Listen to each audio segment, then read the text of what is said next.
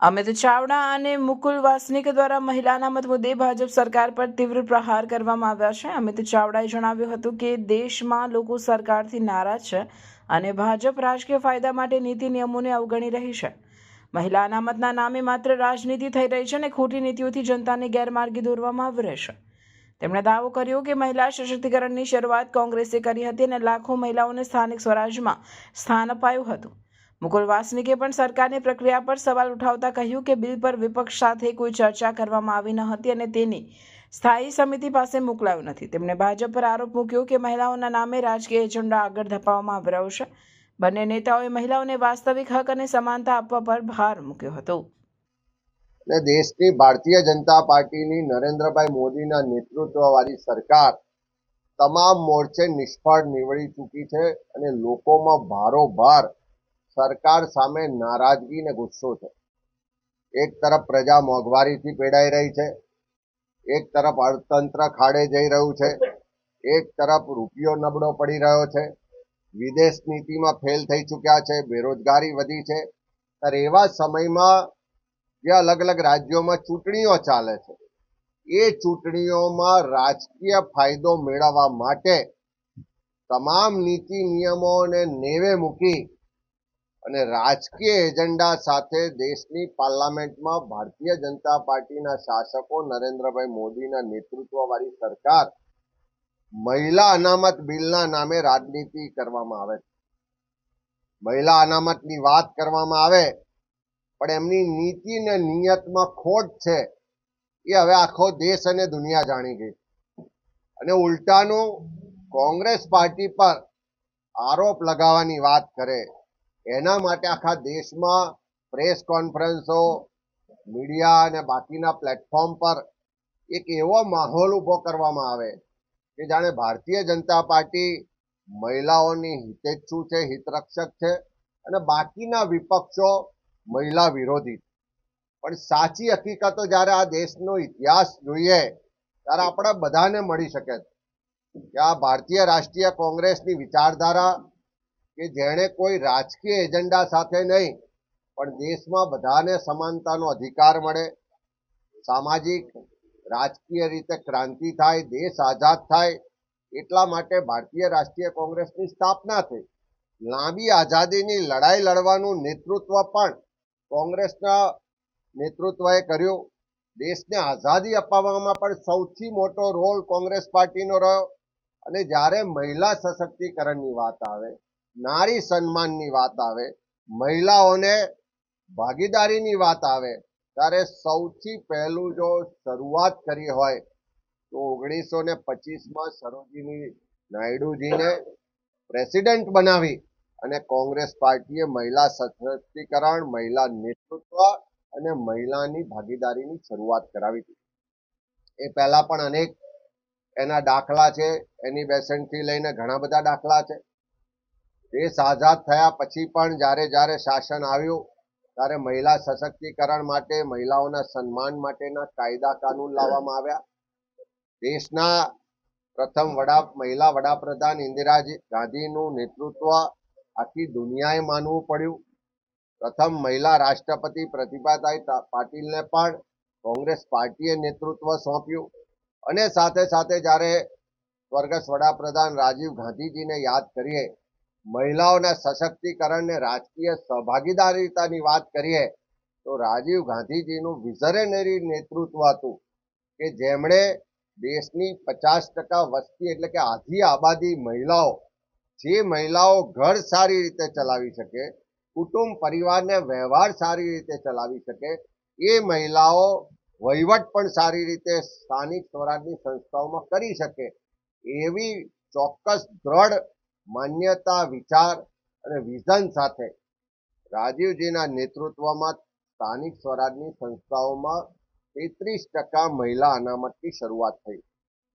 भारत की राजनीति पर, भारत की एकता पर, भारत की अखंडता पर ये संशोधन को लेकर बहुत गंभीर और दूरगामी परिणाम हो सकते थे और इसी के चलते हमने सभी दलों की बैठक बुलाने का आग्रह किया था, लेकिन सरकार ने ऐसा नहीं किया।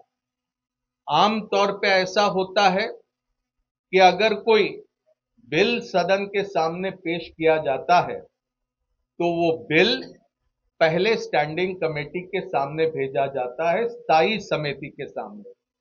स्थायी समिति सभी स्टेक होल्डर के साथ चर्चा करके आखिर अपना प्रस्ताव देती है और उस पर सरकार विचार करके अंतिम फैसला करके बिल फिर वापस दोबारा सदन के सामने लाती है। लेकिन स्थायी समिति के पास ये बिल भेजने का काम सदन में नहीं हुआ। दूसरा ऐसा होता है, स्थायी समिति के पास नहीं तो संयुक्त संसदीय समिति के सामने जेपीसी के सामने बिल भेजा जाता, ऐसा भी नहीं हुआ। कहने का तात्पर्य ये कि सर्वदलीय बैठक नहीं होती, स्टैंडिंग कमेटी के सामने बिल नहीं जाता, जॉइंट पार्लियामेंट्री कमेटी के सामने बिल नहीं जाता। जो आज सरकार में है मोदी सरकार, ये मोदी सरकार के पास में 2/3 वोट नहीं है। संविधान में संशोधन करने के लिए 2/3 मत वहां पर सदन में जरूरी होते हैं। इनके पास 2/3 मत नहीं, विपक्ष के साथ कोई चर्चा नहीं, आम सहमति बनाने का कोई प्रयास नहीं, और बुलडोजर की तरह जो इनकी राजनीति है उसी मंशा को लेकर उन्होंने ये संविधान संशोधन सदन में लाने का काम किया।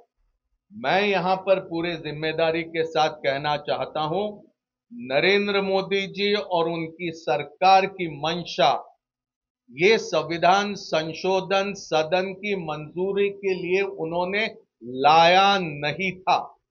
उनकी मंशा थी सिर्फ पूरी की पूरी तरह से राजनीति करने की, लोगों को गुमराह करने की, लोगों की दिशा भूल करने की, लोगों के आंखों में धूल झोंकने की, और किसी तरह से महिलाओं के बीच अपनी प्रतिष्ठा बनाने के संदर्भ में उनका एक प्रयास था।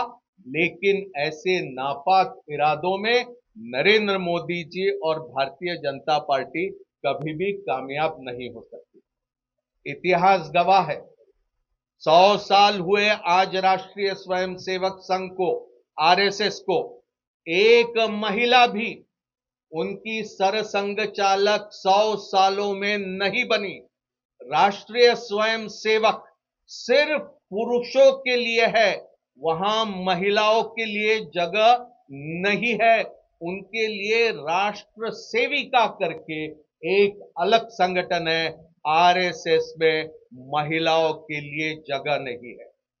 भारतीय जनता पार्टी 1980 में बनी, तब से लेकर अब तक एक भी महिला भारतीय जनता पार्टी की राष्ट्रीय अध्यक्ष नहीं बनी, और इनका पूर्व रूप भारतीय जनसंघ भी वहां पर कोई उनकी राष्ट्रीय अध्यक्ष ये महिला नहीं बनी। भारतीय राष्ट्रीय कांग्रेस, चाहे एनी बेसेंट, सरोजनी नायडू, नेली सेनगुप्ता, इंदिरा गांधी, सोनिया गांधी, ऐसी कई सारी मिसालें दी जा सकती है कि अनेकों वर्षों तक कांग्रेस का उन्होंने नेतृत्व किया। सदन में प्रियंका गांधी जी ने बताया, 1928 में मोतीलाल नेहरू कमेटी रिपोर्ट में महिलाओं को समान अधिकार देने की बात आजादी से पहले कांग्रेस पार्टी ने करी। 1931 में कराची के अधिवेशन में सरदार पटेल जी की अध्यक्षता में मोतीलाल नेहरू कमेटी को मंजूर किया गया और यह ऐलान किया गया, स्वाधीन भारत में पुरुषों के साथ साथ महिलाओं को भी बराबरी का हक मिलेगा। और 1950 में जब भारत का संविधान बाबा साहब अंबेडकर ने बनाने के पश्चात उसे लागू किया गया, तो पुरुषों को और महिलाओं को समान अधिकार देने का वहां पर काम किया गया। ये कांग्रेस की पृष्ठभूमि है और इसीलिए यहां पर हम पूरी દર્શક મિત્રો, આવા જ લેટેસ્ટ અપડેટ અને સમાચાર જોવા માટે જોડાયેલા રહો ફેસબુક, ઇન્સ્ટાગ્રામ, યુટ્યુબ ચેનલ સાથે વિશ્વ ભારત ન્યૂઝ. દેશ વિદેશ તેમજ ગુજરાત રાજ્ય, જિલ્લા અને તાલુકા વિસ્તારના તમામ સમાચાર અને જાહેરાત માટે આજે જ સંપર્ક કરો. સામાજિક ધાર્મિક પ્રસંગો, આકસ્મિક ઘટનાઓ અને ગેરકાનૂની પ્રવૃત્તિઓ તથા ભ્રષ્ટાચારની પોલ ખોલવા માટે સંપર્ક કરતા રહો. વિશ્વ ભારત ન્યૂઝ. સંપર્ક કરવા વિનંતી 9978702276.